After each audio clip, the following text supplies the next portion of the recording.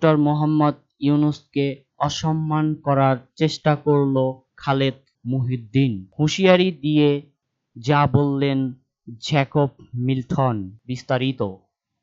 Doctor Mohammad ইউনূসের Nobel পুরস্কারকে কটাক্ষ করল সাংবাদিক খালেদ মহিউদ্দিন। ডক্টর মোহাম্মদ ইউনূসকে ব্যক্তিগতভাবে আক্রমণ করে তার শান্তিতে বিজয়ী নোবেল পুরস্কারকে যেনতেন পুরস্কার বলে কটাক্ষ করল সাংবাদিক খালেদ মহিউদ্দিন। তিনি বলেন, ডক্টর ইউনূসের এর আগে কোনো মূল্যায়ন ছিল না, এখন তার মূল্যায়ন বেড়ে গেছে। এই ধরনের কথা বলে তিনি তাকে হেয় প্রতিপন্ন করার চেষ্টা করেন। এই কথা অনুসন্ধান করতে গিয়ে আমরা জানতে পারলাম খালেদ মহিউদ্দিন চেয়েছিলেন তার ঠিকানা নামক একটি বিতর্কিত পত্রিকা অনলাইন প্ল্যাটফর্মে মোহাম্মদ ইউনূসের সাক্ষাৎকার নিতে, কিন্তু মোহাম্মদ ইউনূস তাতে রাজি হননি। এতে তিনি ক্ষিপ্ত হয়ে তার বিষয়ে এরূপ মন্তব্য করেছেন। এটা মোটেও উচিত হয়নি সাংবাদিক খালেদ মহিউদ্দিনের। দর্শক, চলুন দেখে আসি কি বলেছিলেন সাংবাদিক খালেদ মহিউদ্দিন। ডক্টর ইউনূস এর আগে যতবার আসছে আহমেদ ভাই খেয়াল থাকে, এর আগে যতবার আসছে আপনাকে বলতে কোনো চাঞ্চল্য ছিল না, ওনলি বিকজ সে একটা চেয়ারের মধ্যে এখন বইতেছে, এখন সে একটা বিরাট ব্যাপার হয়েছে। না, তার কাছে কোনো আলোচনার চেয়ার নাই, সে নোবেল পাইতে পারে। নোবেল একটা প্রাইজ রে ভাই। আজকে এই যে আমি ঠিকানা গ্রুপ থেকে যদি এখন একটা এত বড় প্রাইজ দিতে পারি, আকাশ ভাই থেকে চান্দা মান্দা নিয়ে বা আপনি থেকে নিয়ে টিয়া, ওই নোবেল প্রাইজ বড় হইতে পারে। 1 কোটি টাকা, 2 কোটি টাকা, 100 কোটি টাকা, এটা প্রাইজ। চলুন শুনে আসি এ বিষয়ে যা বললেন নাগরিক টিভির সাংবাদিক নাজমুল সাকিব ও জ্যাকব মিল্টন। চলুন শুনে আসি তাদের মুখেই। নোবেল প্রাইজ যে কেউ পাইতে পারে। নোবেল প্রাইজ ওইখানে বসে বলছে, ও আপনারা কেউ যদি পয়সা দিয়ে 1 কোটি 2 কোটি টাকার প্রাইজ দেন, ওটা তো নোবেলের মতো, জাস্ট একটা প্রাইজ। দেশে বসে সালমান রহমানের পা চাটা যায়, পাছায়ও চাটা দেওয়া যায়। সালমান রহমানের মুখ গ্লাসে করে তুই পানি মনে করেও খাইতে পারিস, কিন্তু সমস্যা একটা জায়গায় খালেদ মহিউদ্দিন, মানুষ যখন কিছুটা লেখাপড়া জানার পরেও সামান্য আক্কল জ্ঞান তার ভিতরে কাজ করে না। তোমার মতো লোক নিউ ইয়র্কে আসছে, নিউ ইয়র্কে আসার পরে এখানকার রিক্সাওয়ালারা তোমার এত হাইক করছে, তুমি অবাস্তব কথাটা তুমি বলে ফেললা নোবেল প্রাইজ জাস্ট একটা প্রাইজ যে কেউ দিতে পারে। তোমার এত পয়সার গরম কে দেখাইছে? তোমাকে কে বুঝাইছে যে নোবেল প্রাইজ জাস্ট একটা প্রাইজ? তোমার আব্বু সালমান রহমান তোমার ইশারা দিয়ে দিছে?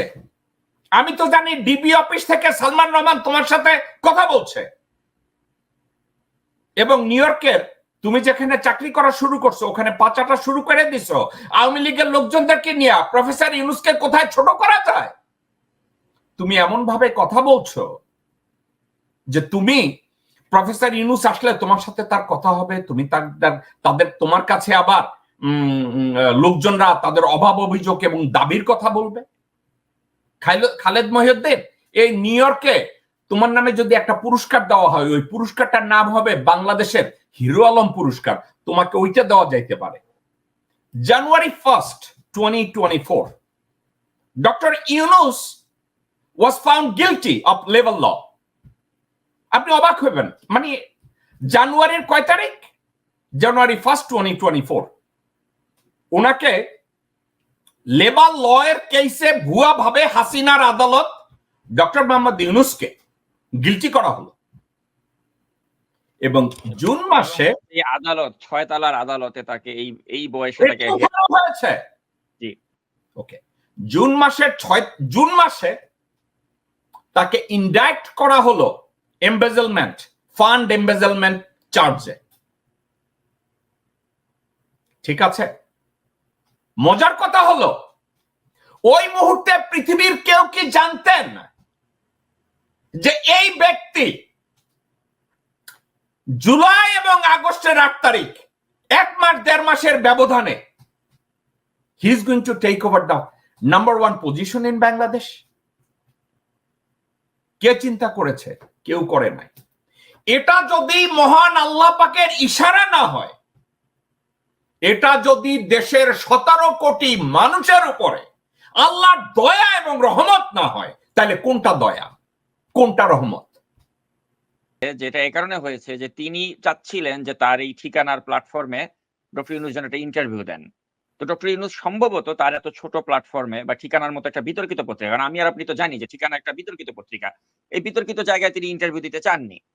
তিনি ইন্টারভিউ দিয়েছেন কোথায়? তিনি এই ডয়েচে ভেলের এখন দায়িত্বে যিনি আছেন মিস্টার আরাফাতকে তিনি একটা সাক্ষাৎকার দিয়েছেন প্রফেসর ডক্টর ইউনূস।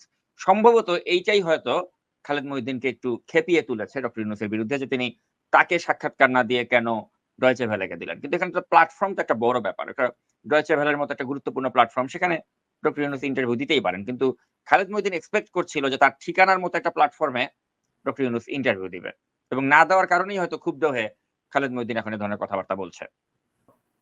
আপনি যে কথাটা বলেছেন ওটাই হতো সত্য, যে তাকে ডক্টর মোহাম্মদ ইউনূস ইন্টারভিউ দেয় নাই, এই জন্য রাগ হয়ে এই কথাটা বলেছে। রাগ হয়ে আমরা ডক্টর ইউনূসের আরো কয়েকটা সমালোচনা আমরা কথা বলতে পারি না?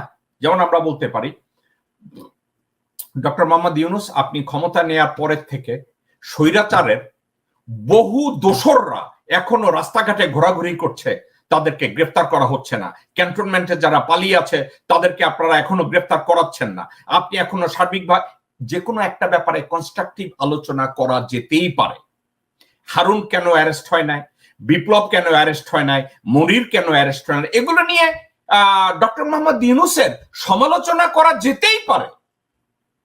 ডক্টর মোহাম্মদ ইউনূস একটা কথা বলেছে, ভাই বাংলাদেশের যে কোনো শাসকরা এই কথা থেকে শিখতে পারে।